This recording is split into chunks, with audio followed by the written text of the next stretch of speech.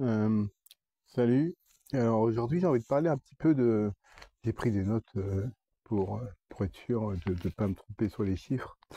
Je sais pas si vous avez remarqué, mais depuis le 1er février, le livret A, il est plus à 3% de taux d'intérêt, il est passé à 2,4.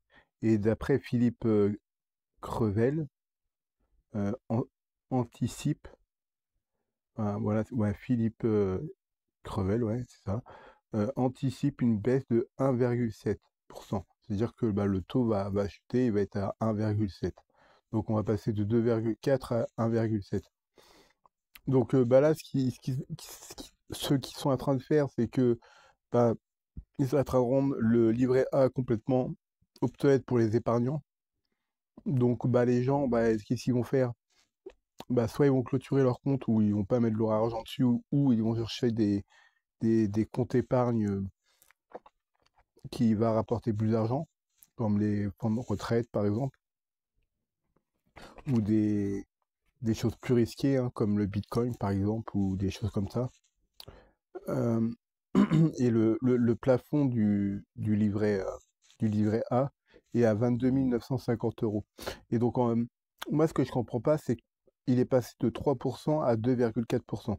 Déjà, je comprends pas pourquoi ils l'ont mis à 22 950. Pourquoi ils l'ont pas mis à un chiffre rond, 23 000 par exemple. Euh, ou par exemple, vu qu'ils ont baissé les taux à 2,4%, pourquoi ils n'ont pas mis, parce que le plafond maximum, il est de 22 950 euros, et donc mettre un plafond à 25 000 euros par exemple, vu qu'ils ont baissé le taux de 2,4%. Et donc, bah, en fait, la personne qui aurait un livret A à 25 000 euros, bah, il sera pas vraiment perdant en fait, parce que bah, vu l'argent qui est dessus, même s'il y a une chute de 6%, 0,6% d'intérêt, bah, le fait de mettre plus d'argent bah, fait que ça fait tampon, quoi. Ça pallie la baisse des taux d'intérêt.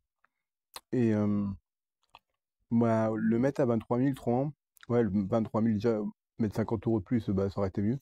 Et de toute façon, même si vous avez 22 950 euros sur votre compte livret A, sachez que les intérêts euh, vont quand même aller dessus. Vous allez quand même avoir les taux, les intérêts vont dépasser le plafond en fait. Mais à partir du moment où vous allez faire le transfert d'argent sur votre compte principal, sur votre compte chèque, euh, je crois, ouais, ça s'appelle comme ça, bah, le compte courant, quoi, enfin, le compte principal, quoi, euh, bah, vous ne pourrez pas remettre de l'argent dessus parce que bah, vous aurez dépassé le plafond en fait. Mais imaginons que vous avez 23 000 euros dessus et vous retirez, vous mettez avec les intérêts, vous avez gagné 50 euros ou plus, et ben en transférant ces 50 euros là ou plus sur votre compte chèque, et ben ce qui va se passer, c'est que vous n'allez pas pouvoir remettre plus d'argent que 22 950 euros.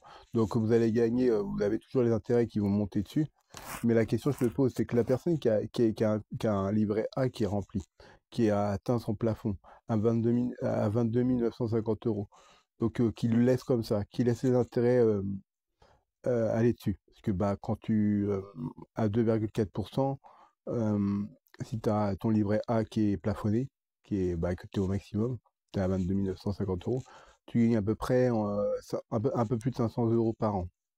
Bon, c'est pas énorme, mais bon, c'est toujours ça, hein. C'est toujours, comment on peut dire, un RSA, quoi, si je puis dire. Euh, pour donner une idée, quoi. Donc c'est quand même pas mal. Et bon, tout le monde ne peut pas épargner autant tous les mois. Enfin, je veux dire, bon, ça se fait petit à petit, quoi. Et donc, en fait, la question que je me pose, c'est qu'imaginons que bah, il y a les 22 950 euros plus les 500 euros d'intérêt. Donc, bah, le compte, là, il va passer à 23 450. On va dire 500 euros, on va arrondir. Est-ce que avec les intérêts qui est gagné une fois par an, l'année d'après, est-ce que ils comptent l'argent qui est dessus par rapport aux intérêts? C'est-à-dire que, je m'explique, c'est-à-dire est-ce qu'ils vont compter 23 450 euros ou faire les intérêts à 2,4%? Ou est-ce que c'est plafonné à 22 950 euros? Je sais qu'il faudrait que je demande ça à ma banque, hein. Ce serait plus simple. Mais c'est une question comme ça que je me pose. Parce que dans ces cas-là, si on atteint le plafond à 22 950 euros, les intérêts gagnés après avec le livret A, autant les réinvestir. Après, il y a un autre livret qui s'appelle, ça c'est avec un L, c'est LLC ou je sais pas quoi. On peut mettre jusqu'à 12 000 euros dessus. Et donc, bah, en fait, mettre les intérêts directement dessus, de ne pas le mettre directement sur le compte chèque pour pas les dépenser, quoi. De toujours épargner, en fait. Et en fait, de laisser toujours son, son livret A plafonné au maximum, quoi.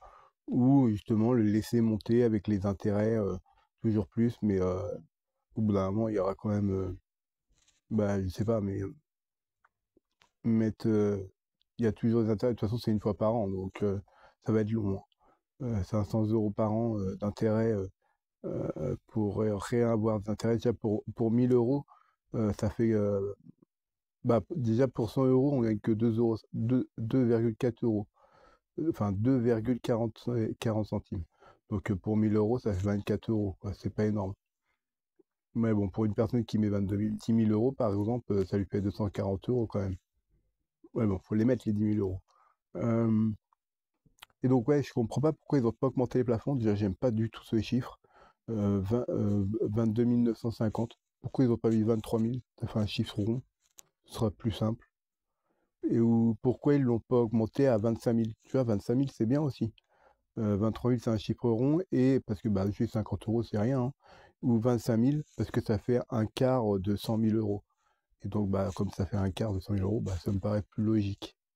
Et donc, bah, s'ils mettraient le plafond à 25 000 euros, euh, avec le taux d'intérêt à 2,4%, bah, en fait, on est quand même perdant, parce qu'avant, il était à 3% quand on est passé le 1er février. Euh, il était à 3%, il est passé à 2,4. Et donc, bah, s'il mettait à 25 000 euros, une personne qui aurait plafonné son livret A, justement, bah, s'y retrouve un petit peu, même avec comment dire, la chute, enfin, la baisse des taux d'intérêt. Voilà. C'est ce que je voulais parler. Donc, ouais, ce serait bien. Je sais pas s'il y a des banquiers ou des machins. Mais ouais, ce serait bien qu'ils mettent un plafond, je sais pas, à 25 000 euros. 25 000, ce serait bien, hein. 25 000. Apparemment, j'ai aussi vu qu'en quoi il va y avoir des nouveaux caddies. Ça va être intéressant. Ça veut dire que ça va être un caddie connecté. Ça veut dire qu'en gros, tout ce qu'on va acheter, ça va nous dire les valeurs nutritionnelles qu'il y a sur la nourriture qu'on achète. Par exemple, bah, déjà, on a déjà les Nutri-Score, hein, A, B, C, D, E.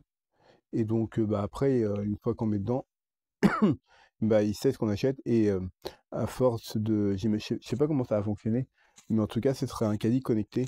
Peut-être que ça marchera avec la carte de fidélité. En fait, il faudrait que tu passes ta carte de fidélité, et en fonction de ta carte de fidélité, bah, en fonction de tes achats, bah, en fait, c'est comme avec l'intelligence artificielle, si on peut dire. C'est qu'en fait, à force d'acheter tel produit ou tel produit, bah, en fait, ton caddie sait ce que tu vas acheter en avance. Et donc, bah, il te ferait une liste, en gros, bah, ce que tu achètes le plus souvent. Et donc, bah, euh, il y a moins de risque d'oubli. Par exemple, il faut acheter du sucre, de l'huile, des pâtes, ou peu importe, des trucs courants, quoi. Et, euh, et moi, ce que je me pose comme question, c'est si ces caddies-là, est-ce qu'ils ont l'option, par exemple, imaginons que vous allez dans des grandes enseignes comme Carrefour, parce qu'ils disent que Carrefour va le faire, Carrefour, Leclerc, etc. Imaginons qu'on va à Carrefour et qu'on n'a pas beaucoup de budget. Donc, bah, sur le caddie, on tape, par exemple, on veut tous les prix bas, les moins chers. Ça veut dire que, en gros, auras un petit écran tactile, et tu diras, voilà, je veux tel gâteau au chocolat, par exemple, ou autre, ou au caramel, et je veux les moins chers. Quelle est la marque? Et il va te dire quelle marque, et il va te dire où aller dans le rayon. Par exemple, avec une map ou un truc du genre. Ça, ce serait intéressant, par contre. Et apparemment, bah ça, cette option-là, ce serait intéressant pour ceux qui ont peu de budget, parce que ça permettrait de faire ses courses et de faire des économies. Ce qui serait intéressant aussi, c'est d'avoir un scanner directement sur le caddie. C'est-à-dire que bah, tu scannes directement tous tes articles sur le caddie. Et en fait, quand tu arrives à la caisse, tu sais le montant que tu as payé. Ou, parce qu'il disait aussi sur l'article, comme quoi, en mettant tous tes articles sur le caddie, en les scannant directement, en fait, quand tu vas passer, tu n'auras plus besoin des caissières, en fait. Les caissières, et on n'en aura plus besoin, vu que tout est mis sur ton caddie, et ce sera débité directement sur ta carte bancaire.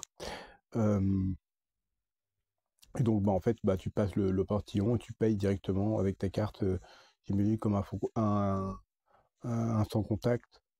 Donc, je sais pas si c'est intéressant ou non, mais en tout cas, ça fait perdre de l'emploi, quoi. C'est comme les caisses automatiques où on y va, où on a moins de 10 articles, où on pose et on paye et on s'en va, tu vois. Il y a à peu près six, je crois que c'est six bornes pour un seul caissier. Donc ouais, ça fait perdre de l'emploi. Mais en tout cas, un caddie comme ça, ce sera quand même intéressant parce que ça fait un gain de temps. Tu mets toutes tes affaires, tu scannes tes aliments que tu achètes et hop, tu vas directement à la caisse et tu sais le montant exact de ce que tu vas payer, quoi. Donc, et puis en plus, le caddie, en scannant, tu pourras aussi vérifier les prix, si les prix affichés et les prix scannés sont les bons. Parce que des fois, il peut y avoir des surprises, hein. Tu peux acheter un truc en pensant qu'il vaut tant et en fait, il vaut plus cher. Donc ça peut être intéressant. Ensuite, je voulais parler aussi, ouais, les sacs plastiques pour 2030. Les sacs plastiques de fruits et légumes, là, ça va disparaître totalement. Ça va être une loi pour 2030. Ce serait interdit. Déjà, il y en a presque plus. Enfin, je dirais, il y en a encore, hein. Mais moi, je trouve que c'est attendre jusqu'à 2030. Ils pourraient mettre justement des sacs en papier, ce qui se fait déjà actuellement. Mais il y aura toujours des petits sacs pour les légumes. Quand on achète nos légumes en vrac, il y a toujours les petits sacs en plastique. Et donc, ouais, faire ça, ils font ça des petits sacs en papier. Et moi, ce que je propose, c'est de faire des sacs en fibre de chanvre. Comme ça relance l'industrie un peu du chanvre. Et au lieu de couper des arbres, on utilise le chanvre, qui est une plante qui pousse beaucoup plus vite que les arbres. Et en termes de rendement, en termes de dépollution, c'est beaucoup plus intéressant parce que ça pousse beaucoup plus vite. Donc, comme j'avais expliqué, pour 4 hectares, avec 4 hectares, tu fais une récolte chaque année. Au bout de 4 ans, tu as l'équivalent d'un hectare de forêt qui aura pris 20 ans à pousser. En gros, tu prends une forêt de 20 ans, c'est l'équivalent de 4 hectares sur 4 ans de chanvre. Donc, en gros, en l'espace de 5 ans, enfin 5 ans x 5, 4 x 5, quoi, 20. Donc en fait, tu as un rendement qui est limite x4 voire x5 en termes de rendement de fibres pour produire du papier, par exemple. Et donc, faire des papiers comme ça en chambre, ça peut être intéressant. D'ailleurs, moi, je crois beaucoup à l'industrie du chanvre. Faut pas oublier que c'est dans les années 70 que le chanvre a, comment dire, est moins produit. On a préféré le nylon, le polyester et tout ce qui est à base de pétrole, l'industrie pétrolière qui est passée par là, alors que le chanvre, c'est une plante qui pousse naturellement. Le chanvre pour créer des fibres, hein. On peut créer des cordes, on peut créer des isolations, on peut même créer, mettons, les mettre en espèce de copeaux agglomérés. Après, on met des espèces de colle à bois, par exemple, pour créer des planches. Un peu comme les meubles Ikea, je sais pas si vous voyez, mais tu sais, les meubles Ikea où c'est un espèce de bois aggloméré. Bon, après, c'est un peu chiant comme meuble parce que tu le dévisses et tu le revisses genre 3 ou 4 fois et après c'est mort parce que le pas de vis, il est foutu, quoi. À moins que tu refous de la pâte à bois et tu revisses le truc. Mais disons que niveau durée dans le temps, c'est pas comme le bois massif, hein, comme le chêne massif par exemple, hein. Quand tu vois les bureaux en chêne massif ou les meubles en chêne massif, ça tient 200, 300 ans s'il le faut, quoi. Mais bon, après, c'est pas le même poids. Mais en tout cas, faire des meubles, par exemple, en chambre, ça pourrait être intéressant et écologique. On peut aussi faire de l'isolation, qui est intéressant. On peut faire des graines germées pour les manger, par exemple. On peut faire de l'huile aussi, par exemple, et c'est plein d'oméga 3 en plus. C'est une huile qui est chargée en oméga 3. Est-ce que c'est ce que le cerveau a besoin? Euh, qu'est-ce qu'on peut faire d'autre? Bah, le papier, ce que j'avais dit, les granules aussi, on peut faire de l'agglomération. Après, c'est vrai que les granules, on utilise plus des granules avec des résineux, par exemple du sapin. Mais c'est vrai que ça pourrait être utile pour ça. En tout cas, le chanvre a plein de vertus. C'est pas à vous que je l'apprends. Je pense que vous savez autant que moi parce que vous faites vos recherches aussi, j'imagine, sur Internet. Mais c'est une plante intéressante parce que ça dépollue, etc. Donc voilà. Ensuite, bah, il y a les bouteilles en plastique aussi, qui ont fait pas mal de progrès. Apparemment, les bouteilles en plastique, bah, peut-être un retour aux bouteilles consignées, ce serait bien. Que tous nos bouteilles en plastique, qu'on les ramène au magasin et qu'on reçoit un peu d'argent avec les bouteilles en plastique qu'on ramène, comme un avoir ou un bon d'achat. Du genre, on fait ses courses et on peut réduire euh, tant d'euros sur notre facture alimentaire, ce qui peut être une bonne chose, et donc euh, aider le recyclage. Les bouteilles en plastique, par exemple, parce qu'il y a différents types de plastique, rendre toutes les bouteilles en plastique sur le même plastique, pas parce qu'il y en a énormément de plastiques, hein, il y en a des dizaines de différents, et tous ces plastiques différents ne se recyclent pas pareil. Il y en a qui se recyclent très mal, d'autres qui se recyclent mieux, et d'autres qui sont moins biodégradables, même si le plastique en soi, il n'est pas très biodégradable. D'ailleurs, il y a des recherches qui sont faites sur du bioplastique, hein, du plastique qui est biodégradable. D'ailleurs, ce serait une bonne chose. Il faut savoir que maintenant, les bouteilles en plastique des années 90 faisaient 35 grammes. Maintenant, ils font plus que 25 grammes ou 15 grammes, un truc comme ça. Donc, on a quand même gagné en termes de poids, donc en termes de matière. Donc, économiquement, pour les entreprises, c'est plus rentable, mais ça reste quand même du plastique. Donc peut-être faire quelque chose à base d'amidon de maïs par exemple, mais le problème c'est que le maïs ça demande beaucoup d'eau.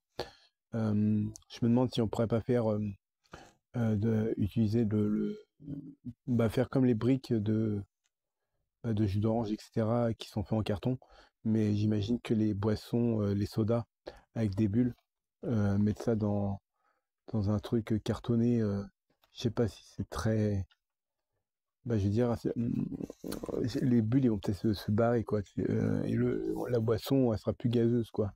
C'est ça que je me demande, parce que bah, le plastique, ça retient bien le CO2, quoi. Ça retient bien le monoxyde de carbone qu'ils mettent dedans.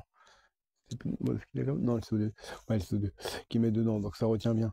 Donc, ouais, bah après, voilà, c'est ça. C'est que le plastique, là, il commence à travailler un peu sur le plastique. Là, les sacs en plastique en 2030, ça va être interdit. Déjà, c'est une bonne chose.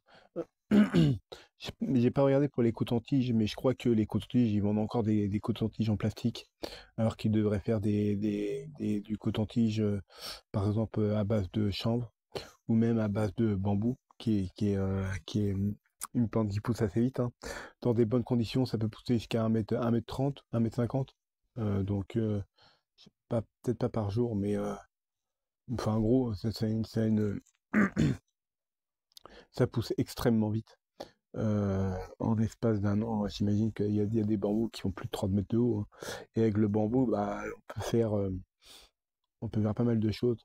Euh, je me demande d'ailleurs si la canne à sucre, on peut l'utiliser pour faire justement bah, des fibres, pour justement, pourquoi pas créer pourquoi pas des bouteilles, hein, des bouteilles en espèce de papier plus dur, un papier cartonné, euh, peut-être avec une fine couche de glacé, un peu, tu sais, comme le papier glace, de façon à ce que ça retient mieux les bulles, par exemple. Je sais pas. Mais en tout cas, faire quelque chose pour l'écologie, en tout cas, le plastique, c'est un vrai fléau. On utilise plus de 500 millions de tonnes de plastique par an. C'est énorme.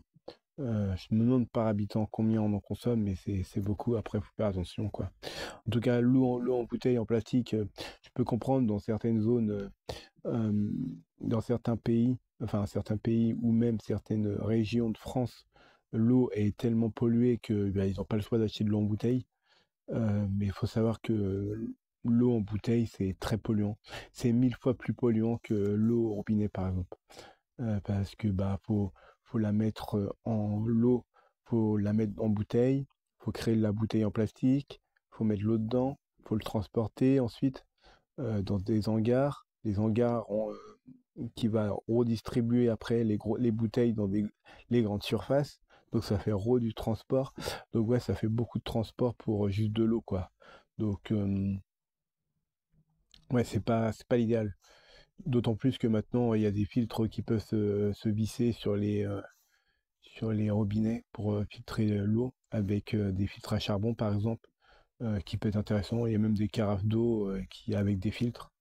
Après, il faudrait que ce soit écologique, bien sûr, que les filtres, quand on les change, que ce soit facile à recycler ou à transformer en autre chose. Mais ouais, j'avais aussi vu une vidéo, par exemple, par rapport au recyclage, les vieux téléphones qu'on envoie, qu'on n'utilise plus, bah pour récupérer les vieux métaux, enfin les vieux métaux, les métaux nobles, euh, ils vont brûler le téléphone, ils le brûlent entier. En fait, ils vont le brûler et après, bah, ils récupèrent les métaux comme ça. Alors que ça se trouve sur le téléphone, le smartphone, il y a l'écran qui est encore fonctionnel, il y a encore des puces fonctionnelles qui pourraient être utilisées sur d'autres appareils. Par exemple, je sais que bon, c'est un travail minutieux, mais si on utiliserait par exemple, on prend une carte mère d'un PC fixe ou même PC portable, peu importe, ben on récupère tous les condensateurs, tous les, tous les puces CMOS, les processeurs, on récupère tous les GPU, on récupère toutes les puces et on les teste une par une, voir s'ils fonctionnent. S'ils fonctionnent pas, on les recycle. Mais après, ça va être dur à recycler parce que certains, ça va être compliqué à recycler. Il y a certains matériaux comme le manganèse qui est très dur à recycler euh, et qui a une durée de vie assez courte. Donc, il y a certains métaux ouais, qui sont compliqués à recycler. Mais en tout cas, ouais, brûler le téléphone en entier pour récupérer les métaux, c'est une absurdité. Parce qu'en récupérant certains composants euh, de puces électroniques qui sont dedans, qui pourraient être utilisés pour d'autres téléphones, par exemple, s'il y a un téléphone qui tombe en panne, euh, récupérer des pièces comme ça, par exemple, je sais pas, avoir des sites, des usines qui revendraient les puces marquées occasion, non neuf, hein, testées et fonctionnelles. Certes, on connaît pas la durée de vie, peut-être que la durée de vie sera plus courte, mais ce sera plus longue, hein, parce qu'on peut acheter aussi des puces électroniques neuves et qui tiennent pas longtemps, hein. Ça veut rien dire. Et donc, bah, recréer après, avec toutes ces puces récupérées, on peut même limite recréer un autre téléphone. Pourquoi pas? Euh, D'autant plus que pour gagner des performances à chaque fois, chaque année et tout, au niveau des smartphones, juste pour gagner 0,3% ou même 1% de puissance sur un téléphone, on va changer toute la composition d'un téléphone. Euh, ce qui est, ce qui est admirable quand même chez Apple, je dois le reconnaître, c'est que bah, leurs téléphones, eux, quand ils font des... Là, on est, je sais plus, c'est le 15 ou le 16, bah, c'est quand ils sortent leur modèle. Leur modèle, c'est les mêmes, en fait. Bah, ils changent de modèle, ça va de soi. Mais disons qu'ils n'ont pas 36 modèles différents. Tu vas chez Samsung, et bah, ils ont au moins 4 ou 5 modèles différents, alors que chez Apple, tu vas avoir le Pro Max, tu vas avoir mettons le grand, la plus grande taille, tu vas avoir la taille moyenne et la taille petite, quoi. Et après, bah, ça va être juste après la puissance qui va être dedans, enfin, je veux dire le stockage, quoi. Par exemple, si tu veux 1 Tera ou 512 ou 256, mais il y a juste ça qui change, en fait, c'est la puce mémoire qui a juste à changer, quoi. Mais en soi, on pourrait très bien dessouder une puce qui est dedans de 256 Go et mettre 1 Tera dedans, en la soudant, et nous-mêmes, et ça fonctionnerait, quoi. Bon, après, il faudrait avoir le modèle exact de la mémoire, mais le système d'exploitation en soi, il change pas. Parce que bah, si c'est sur le même modèle, si c'est un iPhone 15 par exemple, et qu'on change la puce de mémoire dedans, bah, qu'on reprend sur un autre iPhone 15 qui est plus fonctionnel, mettons l'écran il marche plus, ou je sais pas, il a cramé, mais la puce mémoire pour stocker l'information est toujours bonne, bon, on peut toujours le souder sur le téléphone qui a moins de mémoire, quoi. Et donc, bah, c'est ça qui est quand même admirable sur iPhone, euh, chez Apple. Par contre, ce qui est regrettable, par contre, c'est PC, leur PC portable. Ce serait quand même bien qu'ils font du stockage non soudé à la carte mère, tout comme la RAM. Après, je comprends qu'ils soudent la RAM et le, la mémoire, enfin, le stockage. Ça permet de pas avoir de vide en fait entre les contacts. Et donc, comme c'est directement soudé, bah, en fait, on peut avoir des meilleurs débits. Il y a moins de pertes d'énergie, il y a moins de pertes en fait. Mais dans ces cas-là, autant faire, mettons, ils vont te vendre, mettons, le dernier iMac avec la puce M4. Ce qui serait bien, bah, c'est que ta puce, mettons, tu prends une version 512 Go et que tu as un emplacement M2, par exemple, pour mettre un SSD en plus dedans. C'est juste pour rajouter de la mémoire, quoi. Et pour la RAM, bah, tu sais, ils mettent de la soudée, normal, mettons, tu prends une 16 Go, mais ils te laissent un emplacement libre pour que tu puisses mettre 32 ou 64 Go en plus dessus, juste pour que tu puisses l'étendre.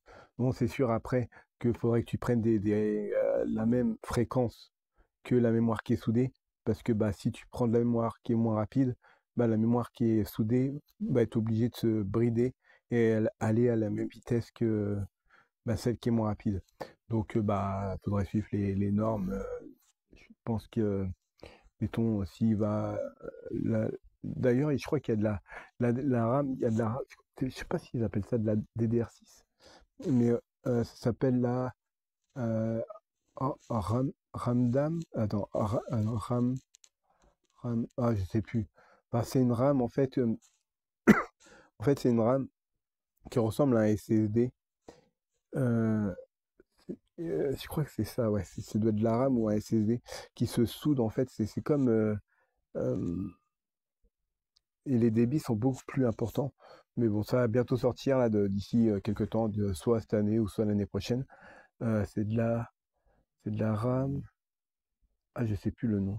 En tout cas, le youtubeur Micode, si vous devez sûrement connaître, il en parle. C'est de la mémoire qui va beaucoup plus rapide.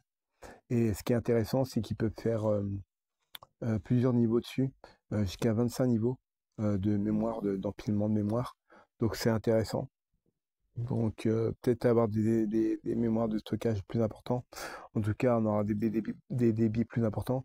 Bon, après, tu me diras, avec la dernière génération de SSD en PCI, en PCI, en M2 5.0, la dernière génération, quoi, va quand même à 14 gigas par seconde. Je veux dire, tu prends la Gen 4, tu prends l'un des meilleurs, la Gen 4, il va quand même à 750 gigas, 8 gigas peut-être. Donc, ouais, je pense même que tu peux même atteindre les 10 gigas par seconde. Ouais, t'imagines 10 gigas par seconde. Et là, tu es sur les dernières générations de SSD, tu es à 14 gigas. Donc, t'imagines, tu fais un RAID 0 avec bah, les derniers SSD, tu peux arriver à 28 gigas par seconde. Il faut savoir que la RAM, je crois que la DDR5, je ne sais plus si c'est de la DDR4 ou de la DDR5, mais la DDR5, on va dire que c'est la DDR5, va à 68 gigas par seconde. Donc en gros, il faudrait faire un double RAID 0. Donc bah, déjà, on aurait 28. Donc 28, on passerait à 56 gigas. Donc on se rapprocherait déjà de la RAM. En fait, on se rapprocherait de la vitesse de la RAM. Et donc, bah, le jour où les SSD auront la même vitesse que la RAM, ça permettrait aux cartes vidéo des APU, des cartes, des processeurs, des cartes graphiques intégrées, d'utiliser aussi le stockage mémoire, euh, comme mémoire pour, euh, pour stocker les informations et jouer aux jeux vidéo, parce que bah, ça va aussi vite que la RAM. Mais en tout cas, il faut savoir que plus ta RAM est rapide, en tout cas, bah, à l'heure actuelle, en tout cas là ça fonctionne comme ça, c'est que plus ta RAM est rapide, plus ton iGPU ou ton APU, peu importe comment tu l'appelles, la carte graphique qui est intégrée à ton processeur, comme la UHD 750, 770, il y a la 710, 730 et 770, elle est liée à la RAM. C'est-à-dire que plus ta RAM va vite, plus ta mémoire, la mémoire de ta carte graphique intégrée va vite. Après, c'est aussi lié au processeur. Par exemple, tu vas chez AMD, il y a un des processeurs, je ne sais plus c'est lequel, faut regarder, c'est le Vega 8. C'est une version 8 cœurs. Et bah, c'est un Vega 8, mais il va beaucoup plus vite que le Vega 11 parce que justement le processeur est beaucoup plus rapide et beaucoup plus récent. Et je pense que c'est lié à la RAM. Faudrait que je vous montre ça avec. Mais là, mon PC, je sais pas ce qu'il a, il déconne. Par moment, il charge plus. Des fois, il charge, des fois, il charge plus. Euh, des fois, je le branche, ça charge, ça décharge plus. Ça charge, ça décharge plus. Et en fait, je m'inquiète un peu parce que ça risque d'abîmer à force d'envoyer de la tension, pas tension, tension, pas tension. Ça envoie des charges électriques à la puce qui est dedans. Et parce qu'il y a une puce qui gère justement la charge. Et bah, c'est pas bon du tout pour le PC portable. Mais en tout cas, ouais, j'ai hâte que les SSD atteignent les vitesses de la RAM. Ça arrivera un jour, peut-être, hein. Mais en tout cas, ça arrivera peut-être, je dis peut-être parce que la RAM a toujours été plus rapide que le stockage en fait. Et moi, ce que j'aimerais bien aussi, c'est qu'ils mettent un port M2 sur les cartes graphiques. Par exemple, comme on a pu voir sur certaines, je sais pas si c'est une fake news ou non, mais en tout cas, j'ai vu une B500, je crois que c'est une B580 bah, de chez Arc Intel, où on pouvait mettre justement deux SSD M2 dessus. Et donc ça peut être intéressant parce que bah vu qu'on n'utilise pas forcément toute la bande passante du PCI Express euh, 5.0, la dernière version, bah ça nous permet d'avoir du stockage en plus sur la RAM. Et donc moi la question que je me pose, c'est que quand la RAM elle a plus de stockage, par exemple, imaginons comme je sais pas si vous connaissez Optane, c'est une technologie qui permettait de mettre, c'était un SSD qu'on mettait dedans.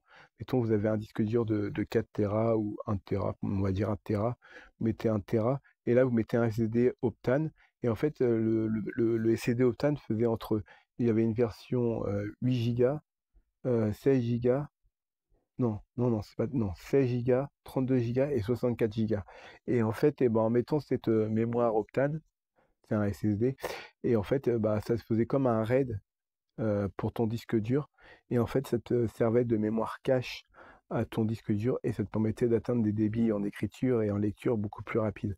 Et donc, en fait, en mettant des SSD sur les cartes vidéo, la question que je me pose, si c'est pas pour le stockage, on pourrait très bien utiliser des SSD, mettons je sais pas, là actuellement les plus bas, parce que là les SSD de 240 Go, 256, enfin, il y a les 240, 250 et 256 sont voués à disparaître.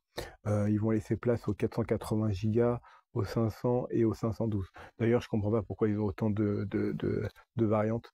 Ils devraient faire comme la RAM, 256, 512, 1024, etc. Parce que déjà rendu à 8 Tera, vous perdez 192 Go de mémoire. Parce que bah, c'est pas on appelle ça, en byte en fait. Je dis pas de bêtises. Et donc bah, si vous arrivez après comment dire, à un SSD de 16 Tera, et c'est valable pour les disques durs, hein. Si vous arrivez à 16 Tera, et ben vous perdez quasiment 450 Go. C'est énorme, quoi. C'est beaucoup hein, en termes de perte. Et donc, bah, les constructeurs, bah, je pense qu'ils devraient mettre une norme que tous les disques durs maintenant, surtout les SSD en tout cas, fassent de 128.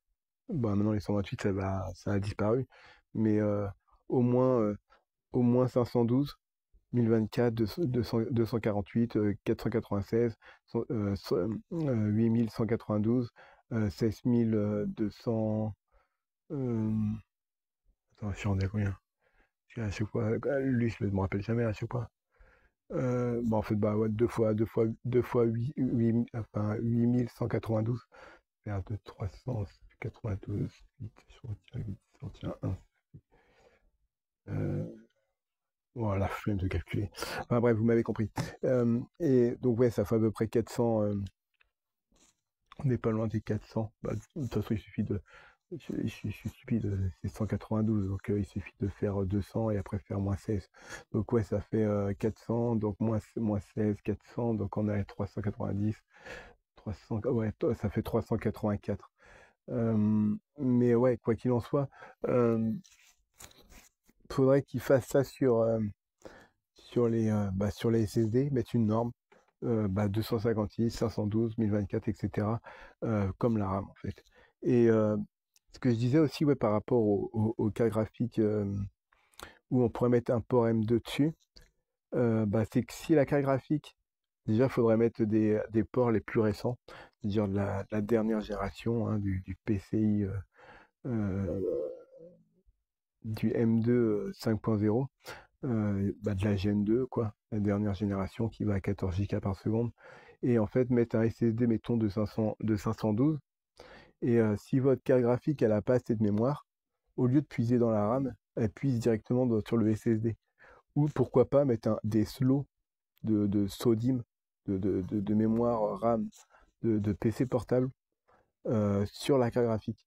Comme ça, au lieu de puiser dans la RAM, qui est beaucoup plus loin sur la carte mère, donc les électrons doivent se déplacer sur la carte mère pour aller chercher l'information et revenir après à l'affichage, etc. Parce que quand tu dépasses mettons, tu as une carte graphique de 8 Go, si tu dépasses tes 8 Go, et ça va prendre sur ta RAM. Mais ta RAM, elle est moins rapide que ta carte dédiée, ta carte vidéo. Donc en fait, avoir de la RAM, mettre de la RAM directement sur la carte graphique, par exemple, ça permettrait de justement pas puiser dans ta RAM. Mais imaginons que tu as 16 Go de RAM.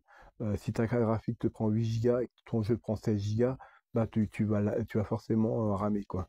Donc en fait, avoir 16 Go et mettre une autre RAM de 8 Go dessus, euh, ou plus, hein, même 16 Go, hein. Là, il y a des RAM de 48 Go, donc même 64. D'ailleurs, j'ai du mal à trouver les RAM de 64, hein. Je trouve des 48 Go, mais des 64, j'ai du mal à trouver. Mais imaginons que vous mettez une RAM de 16 Go, vous avez une carte vidéo de 16 Go, et comme ça, vous avez 32 Go. Et si vous devez faire, par exemple, des calculs hors jeu vidéo, parce que quand vous allez passer par la RAM, là, ce sera moins rapide. Donc, en passant par la mémoire de la RAM. Mais il y a certains logiciels comme par exemple faire du montage vidéo, etc.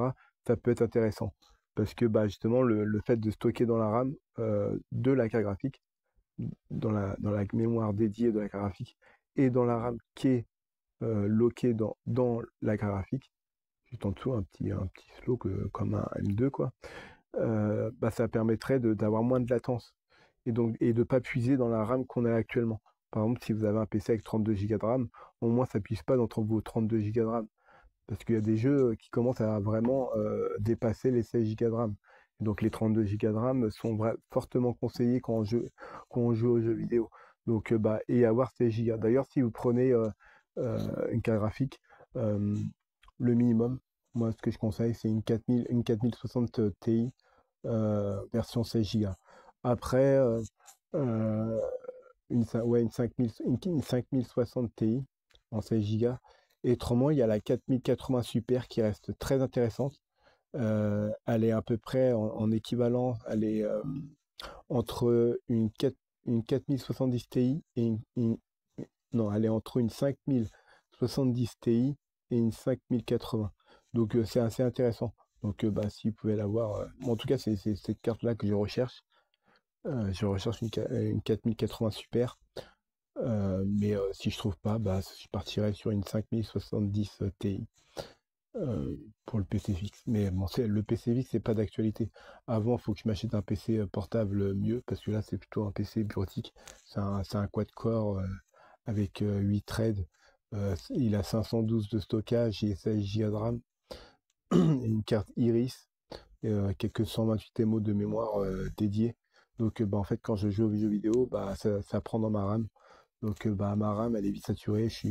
Même sur des jeux Android, je monte à 80%, même des fois à 99%, et des fois j'ai comme des freezes. Par exemple, quand vous écoutez de la musique, il y a une espèce de bug ça fait et ça fait un espèce de bruit comme ça, parce que la RAM elle est saturée. Et donc faudrait que je passe à 32 Go de RAM, parce que justement ma carte graphique Iris euh, puise jusqu'à 8 Go de RAM sur mes 16 Go. Donc, bah, c'est énorme, quoi. Donc, bah, si je passerais à, à 32, bah, ce serait mieux, quoi. Moi, s'il me prend 8 gigas, bah, au moins, il me restera 24 gigas de livres. Mais en tout cas, ouais, j'espère à Pikache qui sera encore disponible. J'ai vu qu'il y avait un PC qui était en vente, un PC gamer qui était pas trop cher. Donc, je vais ramener celui-là que j'ai. Euh, je vais faire un échange. Donc, comme ça, je vais avoir une ristourne sur le PC que je vais acheter. J'ai vu un PC comme ça avec une 1650. C'est l'équivalent d'une 2050. C'est pas très très puissant, mais ça va être mieux que ma carte Iris en tout cas. Donc, bah, je vais bien. Euh, ouais, donc voilà. Et donc, ouais, pour le montage vidéo et tout ça, avoir de la RAM, si vous avez 16 Go et vous mettez une RAM de 16 Go en plus, ça vous fait 32 sur vos logiciels de montage vidéo, etc., qui va demander, mettons, du stockage, par exemple, parce que la timeline, elle va être, au lieu d'être stockée sur le SSD, la stocker sur la RAM, bah, ça donnerait des débits plus rapides. Ou, dans ces cas-là, si c'est pas le cas, euh, de prendre des SSD de meilleure qualité, c'est-à-dire des SSD de dernière génération. En tout cas, pour quelqu'un qui fait du montage vidéo, si vous voulez avoir de la rapidité, et ça, après, bon, il y a aussi le CPU, hein, bien sûr. Mais là, ça dépend si vous sollicitez le CPU ou le carte graphique pendant vos montages. Parce qu'après, vous avez le choix, hein. Vous avez le choix entre soit choisir le GPU ou soit choisir le CPU. C'est votre choix, quoi. Enfin, d'après ce que j'ai compris. Après, je me trompe peut-être, hein. Donc voilà. Est-ce que j'ai fait le tour? Je crois que j'ai fait le tour. Bon, après, j'ai quelques inventions là, dernièrement. Là. J'ai créé une petite invention pour une porte sécurisée. Mais j'ai même créé une horloge. Mais bon, ouais, j'ai pas envie de montrer. C'est mes petites inventions que je me fais pour m'amuser. Il faut que je vois ça avec mon oncle. Euh, En tout cas, ça, je peux le faire parce que c'est de l'électronique. Euh, Ça, ouais, ça, je peux le faire. Après, ça va être la programmation à faire. Mais une fois que ça va être programmé, ça va être bien sympathique. Donc, ouais, ça, j'ai ça. Et après, c'est pas d'autre. Euh,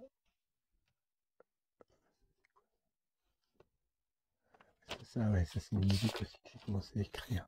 Ouais, parce que aussi, ouais, je commence à écrire aussi pour des musiques. J'aimerais bien me faire créer au moins deux ou trois musiques, quelques musiques. Faudrait que je le fasse, mais faut que j'ai le matériel pour avoir un bon micro et pour bien enregistrer. Après, bon, j'ai pas envie de trop utiliser le logiciel en fait. J'ai avoir un bon micro pour bien reconstituer la voix. Mais et si je chante pas très très bien. Enfin, moi, je veux dire, mais le son qui sort de ma voix, elle est pas forcément harmonieuse, quoi. Donc, à mon avis, il va falloir que je passe par un logiciel, quoi. Ah ouais, ça aussi, ça c'est une petite invention là pour l'agriculture, là pour les pommes de terre, pour avoir des rendements plus intéressants. Voilà. Et bon, enfin bref. Bah, je vous fais des poutous, hein. Prenez soin de vous et prenez soin de la planète et reposez-vous bien. Et n'oubliez pas que votre corps, c'est un temple. C'est-à-dire que vous devez prendre soin. Un corps en bonne santé, c'est un esprit en bonne santé. Allez, je vous fais des poutous. Tchuss.